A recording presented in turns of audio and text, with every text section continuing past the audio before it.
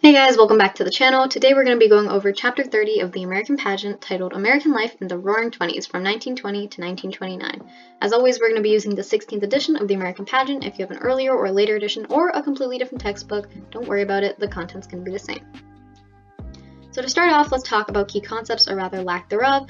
Obviously, I don't put in key concepts anymore because of copyright, but if you want to reference your key concepts, they should be at the beginning of every chapter in the textbook. At least that's how it is in the American Pageant. So if you want to reference that to help you sort of memorize concepts and really categorize them, I think it'll be super helpful, and I definitely recommend you do it. So to start off, let's talk about the Roaring Twenties, or really, was it the Roaring Twenties? How good was it? How bad was it? And there was definitely a lot to it. It wasn't just all good and it wasn't just all bad. So it's definitely really important that you note the nuance to the decade as a whole. And one thing you should really keep in mind is that there is a lot of disillusionment regarding the US's involvement in World War I. People are like, we really shouldn't have done this. They really didn't feel like they accomplished anything meaningful, and they hadn't served the purposes they set out to accomplish. So as a result of this, the US will maintain a very isolationist foreign policy and financial policies, which will further allow for greater domestic economic prosperity. Aside from that, you should know about the Red Scare, which happens from 1919 to 1920, and it really starts after a small communist party sort of starts to grow in the US following the Bolshevik Revolution in 1917, which obviously occurs in Russia, and this is where the communist Bolsheviks overthrow the government there. So domestically, at the same time in the US, many labor strikes are breaking out, and so the government suspects that there is a growing communist influence in the US. So remember, correlation does not mean causation, but that's what the government thought. They thought, okay, well, the Bolshevik Revolution just happened, and there happen to be a lot of labor strikes right now, so maybe there are a lot of communists coming into the US causing more strikes to break out. Obviously, this wasn't probably entirely true. They failed to ignore that labor unions were demanding things and that they were getting more impatient when those demands weren't met or at least compromised upon. So there's definitely many factors there, and correlation does not mean causation, but that's what they took it for at the time. And because of this Red Scare, two really important things happen. One is the Palmer raids, which were led by Attorney General Mitchell Palmer, and they arrested thousands of people, many of which were immigrants who were suspected of being communist, and they were eventually deported back to their home countries. So during this time, you also see increased nativism, especially towards countries where they don't have a history of democracy, places like Southern and Eastern Europe. All of those types of countries are really especially discriminated against. Second thing you should know about were the criminal syndicalism laws, and this made it illegal to even suggest using violence to encourage societal improvements. So this is a direct violation of the First Amendment, and it's really there in order to sort of like protect against the communists. By even suggesting that you want societal change through violence, you're automatically making yourself sort of seem suspicious and maybe seem like a communist. So people are very on edge because of these new laws. In regards to the labor movement, you should know about the American Plan, which said that all businesses should be open shop, meaning not all employees had to be in the labor union, as opposed to a closed shop where all employees did have to be in the union. And this was a very popular plan because closed shops were considered Sovietism in disguise, and it really shows how conservative businessmen took advantage of the situation to further dismantle the power of labor unions. And going back to the nativist and xenophobic sentiments we see with the Red Scare, we also see that in the Sacco and Vanzetti case. And this is where two Italian immigrants are convicted of murder, and they're really considered radicals because they're atheist, anarchists, and from Southern Europe. So the jury gives them a really harsh death sentence where they're electrocuted. Some people say this wasn't necessary to give such a harsh sentence, and it really shows how there's increased nativism that's avenged through this brutality, even through the court system. And it still happens today. I mean, with the court system, obviously they target minorities and underrepresented populations, but this is obviously very prevalent in the Sacco and Vanzetti case as well. And keep in mind that the Red Scare we're talking about now is not the Red Scare. The really big one sort of comes up in the 1940s and 50s, but it definitely doesn't come out of nowhere. And keep in mind that although the Roaring Twenties was great in a lot of ways, it also led to a lot of controversy. And some of it wasn't even controversial, it was just plain bad and racist, but other things did really, start a dialogue of sorts. So in terms of plain bad and racist, we have the KKK. They you know what the KKK is, but really all you should know is that as they expanded into the Midwest, the scope of their hatred also spread to become nativist, anti-Catholic, anti-Jewish, anti-pacifist, anti-communist, and they essentially believed that the native, quote-unquote, Anglo-Saxon must be pure and preserved, that really no one else mattered besides straight white Anglo-Saxon men. However, because they juxtaposed the increasingly diversifying and modernizing America, they soon collapsed. And it's not that they didn't, disappear. They still exist, but they weren't as organized as they were before, especially because they had some embezzlement charges against them, and they also just weren't as popular as they used to be back, in the antebellum era. So definitely something important to note. But in terms of nativism, you should definitely know about the Immigrant Act of 1924. This tried to limit the number of Southern and Eastern European immigrants who were suspected of being communist to around 2%. You don't have to know the exact number, but it's just there for reference. And it also discriminated against the Japanese, which led to many revolts, and ultimately all of this leads to America losing some of its ethnic diversity, which is a nativist goal. This doesn't happen, just because. That's what they're trying to do. They want to preserve the Anglo-Saxon race, and they don't want immigrants from non-democratic countries to sort of bring their communist or socialist ideals to America. However, the silver lining to this was that labor unions are now able to better organize against their employers because there's no language barrier between them and some foreign workers. They all, for the most part, know English. So they're able to better organize and sort of relate to one another in that way. But really, the most controversial event you should know about from the 1920s is the 18th Amendment. This enacted the prohibition of alcohol with the Volstead Act to help enforce it, and it leads to a lot of bootleg alcohol being sold in big cities and widespread corruption to bypass the law. So just because people were not allowed to drink alcohol doesn't mean that they suddenly stopped. It just all became underground and discreet. And you should note that immigrants were especially opposed to this because alcohol allowed for social gatherings, which would further enable them to better adapt to American life. And so as a result of this, bootleggers made a lot of money. So the reason why they were so opposed to it was, again, people wanted to go places where there was alcohol. And in order to sort of help immigrants adapt to American life and make friends and just in general learn what the social norms were, they had to go to these gatherings and sort of understand how people interacted with one another, and alcohol really facilitated that. And ultimately, although the 18th Amendment did decrease drinking, the cons outweighed the pros and was repealed due to public disapproval and not enough officers to enforce it. So for the most part, people who regularly drank were unaffected by this. They just went to some secret clubs and drank their alcohol, but people who were occasional drinkers didn't really mind it, so they kind of just stopped drinking altogether, which in that sense decreased drinking, but otherwise it didn't really have a massive effect. You should also know about the racketeers. These were gangsters that made illegal profits through fraud, bootlegging, gambling, violence, etc. And these honest merchants often had to pay them protection money so that their shops wouldn't be damaged by the racketeers. So for example, Al Capone was a notorious racketeer, especially from the 1920s. So that's an example if you want to think of that. And you should note that during the 1920s, there's going to be a really new culture that emerges in regards to people having very partisan beliefs and going to great lengths to sort of defend these beliefs. So for example, we have fundamentalism, the belief that every word of the Bible should be considered literally true. And fundamentalists despise Darwin's new evolutionary theory because it directly contradicted the Bible, which they believed would destroy public faith in God. In fact, a deeply religious group of southern states known as the Bible Belt even banned schools from teaching students about evolution. And this leads to what becomes known as the Scopes monkey trial in 1925.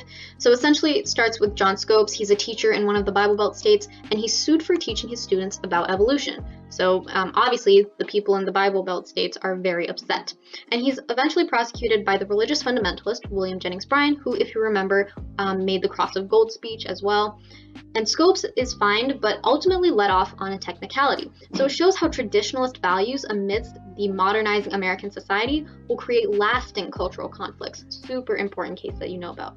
In terms of the economy, you should know about the Treasury Secretary Andrew Mellon's lenient tax policies, which encouraged rapid expansion and capital investment, and a mass consumption economy was born. This will lead to tremendous economic prosperity and a new system of buying things on credit, which allowed people to buy new inventions like the car and radio, really anything their heart desired, and pay it back in the future. And one really important thing you should note from this is that this will be a factor in the downfall of the economy during the Great Depression, because the stock market is so inflated that it looks like people are really wealthy when in actuality, they're just buying things on credit, because they can buy whatever they want, and then pay it back in the future, but sometimes they're not able to pay it back in the future, and this is what sort of factors into the Great Depression.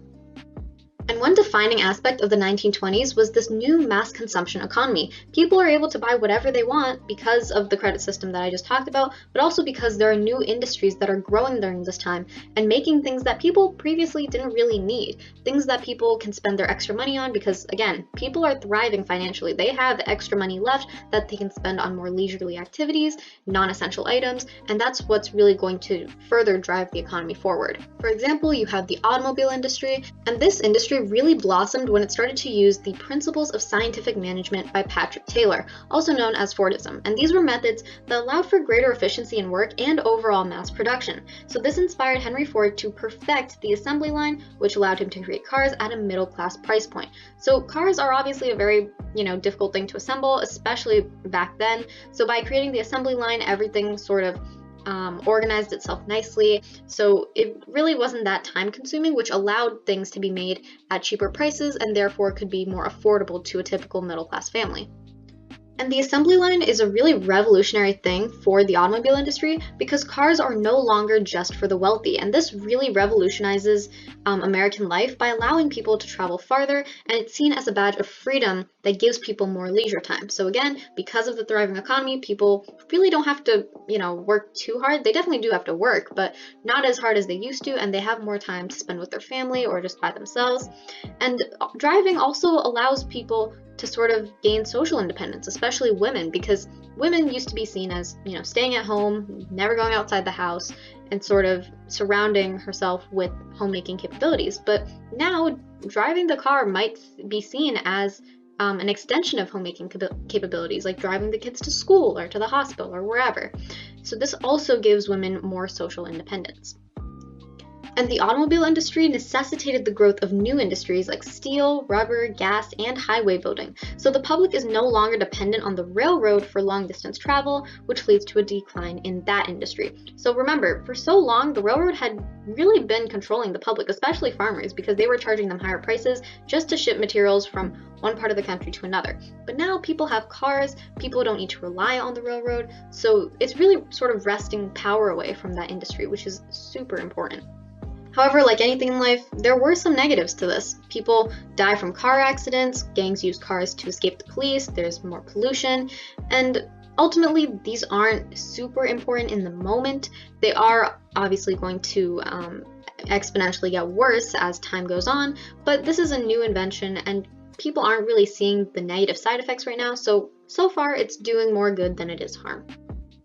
Another really important industry, at least related to transportation, is the airline industry. And the airplane really allows Charles Lindbergh to become the first person to fly solo across the Atlantic from New York to Paris in 1903. And this accomplishment popularized the still, relatively new aviation industry, which was significant because planes would later be used to drop bombs during World War II. During this time, we also see the development of the radio, and as we know, the radio is first used to announce the results of the election of 1920, where Warren Harding wins. And the radio really united the nation by providing these shared experiences and helping educate the American public by keeping them updated on the news. So people are all hearing the same newscasters, at least at this point in time. They're all hearing the same newscasters and anchors sort of talk about what's happening in the nation, what's happening abroad, and they're all sort of able to connect with one another over the shared experience. And especially as we'll see, during FDR and the New Deal, following the Great Depression, FDR will really use the radio to help sort of build public confidence in the banks again, because he'll have what become known as fireside chats with the public, talking about how he's doing all of these amazing things and how the banks are getting better and whatnot. So the radio is definitely going to be a way that presidents and other leaders, and in general, people will connect with one another. You should also note that during this time you're going to see a new culture emerge, especially with the creation of movies. And the first movie that you should really know about is The Jazz Singer in 1927. This is the first movie, also known as a talkie, that wasn't a silent film. It did have blackface in it, so it was controversial for many reasons, but it was the first movie. You should also know about The Birth of a Nation, which was a pro-KKK film that glorified Reconstruction by making Northern carpetbaggers and African Americans seem like villains. So this film led to a lot of protests, obviously. Again, during this time, the KKK is losing a lot of its popularity because America is becoming increasingly diverse and no one really cares for the KKK at this point. So although they did try to sort of revive their fan base with this movie, it ultimately didn't really do much of anything. But in terms of the movie industry in general, all you really need to know is that movies, also called Nickelodeons, helped immigrants assimilate into American society by depicting the social norms and provided a common ground for Americans to unite behind during these divisive times. But moving on from the movie industry, let's talk about the changing role of women. Women are now, not exactly completely limited in their homemaking capabilities. They're starting to develop a life outside of having children and caring for family, and they're starting to sort of have a bit more freedom than they used to have.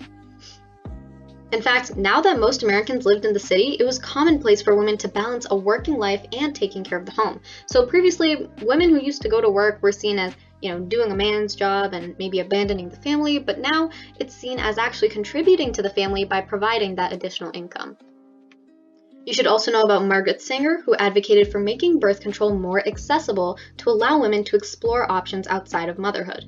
And although at the time it obviously seemed pretty radical, it kickstarted the sexual/moral revolution of giving women greater control over their bodies and no longer being limited by being the nation's face of morality. So although some women definitely did want to, get married, have children, and just sort of take care of their family for the rest of their life, obviously not all women wanted that. So Margaret Sanger is advocating for birth control because it gives women options to sort of explore, like, do I want to pursue a career, or do I want to raise a family, or do I want something in between? And this is really a super important movement in American history that she's sort of going to start. And you can really see the new societal freedoms that women are getting from this moral revolution with the flappers. And these were young female dancers who wore short dresses and often smoked. Again, the picture doesn't seem too radical, but at the time they were considered very promiscuous. And in fact, this promiscuity is really symbolic of their freedom because obviously women had to wear longer dresses and things that covered them because they were seen as sort of this face of morality for the nation, and if they showed their skin, it was scandalous and everything.